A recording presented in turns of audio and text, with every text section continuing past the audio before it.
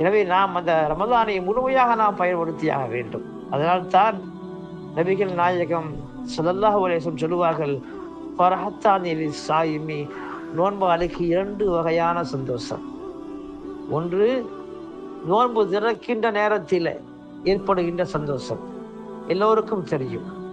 நோன்பு திறக்கின்ற நேரத்தில் ஏற்படுகின்ற அலாதியான ஒரு மகிழ்ச்சி நாம் அனுபவித்துக் கொண்டிருக்கிறோம். இன்னொரு மகிழ்ச்சி அல்லாஹ்வை சந்திக்கின்ற பொழுது. அருமையான பெருமக்களே, அல்லாஹ்வை சந்திக்கின்ற பொழுது ஏற்படுகின்ற அந்த மகிழ்ச்சி இருக்கின்றதல்லவா, சாதாரணப்பட்டதல்ல. அதாவது நாளை மஹ்ஷர் பெருவழியில் அல்லாஹு தஆலா நன்மை தீமைகளை விசாரித்து ஃபரீக்குன் ஃபில் ஜன்னா வ ஃபரீக்குன் ஃபிஸ் ஸஈர், ஒரு கூட்டம் சுவனத்திற்கு செல்லும், ஒரு கூட்டம் நரகத்திற்கு செல்லும்பதாக அல்லாஹு தஆலா தீர்ப்பளித்து விடுகிறார். அப்படி தீர்ப்பளித்து விட்ட பிறகு சொர்க்கத்துக்கு செல்ல வேண்டிய ஒரு கூட்டம் அப்படியே நின்று கொண்டிருக்கின்றார்கள். அல்லாஹ்வை பார்த்து நின்று கொண்டே இருக்கின்றார்கள். மலக்குகள் வந்து சொல்லுவார்கள், நீங்கள் எல்லாம் சொர்க்கத்துக்கு செல்ல வேண்டியவர்கள், சொர்க்கத்துக்கு செல்லுங்கள் என்பதாக.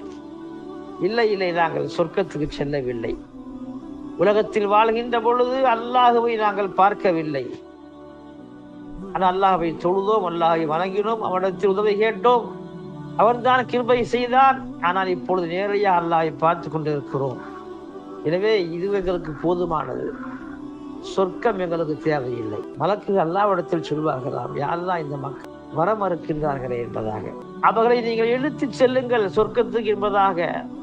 ஆனாலும் மலக்குகள் வந்து முயற்சிப்பார்கள், அவர்களை கொஞ்சம் கூட அசைக்க முடியாது. ஆனால் நரகவாசிகளை இழுத்து செல்வது என்று சொன்னால் அவருடைய முன்னேற்றி ரோமத்தை பிடித்து அப்படியே தூக்கி வீசுவார்கள். ஆனால் சொர்க்கவாசிகளை இழுத்த பொழுது அங்கிருந்து கொஞ்சம் கூட அவர்களை அசைக்க முடியாது. அல்லாஹு தஆலா அந்த மக்களுடைய ஆர்வத்தை பார்த்து மலக்குகள் சொல்லுவார்கள், நீங்கள் சொர்க்கத்துக்கு செல்லுங்கள், இங்கு அல்லாஹ் ஜலாலியத்தாக இருக்கிறான், தீர்ப்பளிக்கின்ற நீதிபதியாக இருக்கிறான். ஆனால் ஜமாலோடு அல்லாஹ்வை நீங்கள் சொர்க்கத்தில் பார்க்கலாம் என்பதாக வரமறுப்பார்கள். அல்லாஹ் சொல்வான், உஸ்லிஃபத்துல் ஜன்னத்துல் முத்தகீன், இந்த முத்தகீன்களுக்கு சூரத்தை அவர்களுக்கு காலருக்கு கீழ் கொண்டு வாருங்கள், இழுத்து வாருங்கள், சொர்க்கத்தை அவர்கள் பக்கம் இழுத்து வாருங்கள் என்பதாக அல்லாஹ் உத்தரவிடுகிறார். அந்த முத்தகீன்கள், அப்படிப்பட்ட முத்தகீன்களாக மாறுவதற்குத்தான் அல்லாஹ் நோன்பை நமக்கு விதியாக்கி இருக்கிறார். எனவேதான் நோன்பிற்கு நானே கூலியாக மாறுவேன் என்பதாக அல்லாஹ் சொல்கிறார். எனவே அருமையான பெருமக்களை, அல்லாஹு தஆலா மிகப்பெரிய ஒரு பாக்கியம் நமக்கு கிடைத்திருக்கின்றது.